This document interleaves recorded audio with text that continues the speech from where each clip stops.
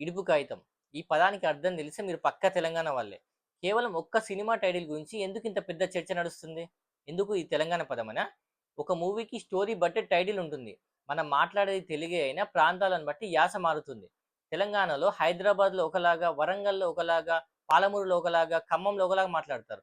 అదే ఆంధ్ర ప్రాంతం విషయానికొస్తే ఉత్తరాంధ్ర జిల్లాల్లో ఒకలాగా, గోదావరిలో ఒకలాగా, అలానే రాయలసీమ జిల్లాలో ఒకలాగా మాట్లాడతారు. రాయలసీమ యాంగిల్‌లో ఎన్ని మూవీస్ రాలేదు.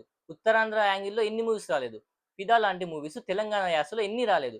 'పుష్ప' మూవీ పూర్తిగా చిత్తూరు జిల్లా యాసలో ఉంటుంది. తెలంగాణ ప్రజలు చూడలేదా? తెలంగాణ ప్రజలు ఆదరించలేదా? మనం ఒకవేళ మనకి మూవీ నచ్చకపోతే చూడం. నచ్చితే చూస్తాం.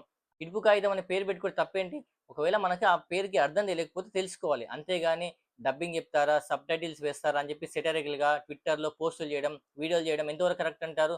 ఆల్రెడీ తెలంగాణ, ఆంధ్ర విడిపోయి దాదాపు ఇన్ని సంవత్సరాలు అయితున్నా గూడా ఇంకా ఎందుకు తెలంగాణ భాషపై ఇలా రెచ్చగొట్టే విధంగా కొంతమంది ప్రవర్తిస్తున్నారు?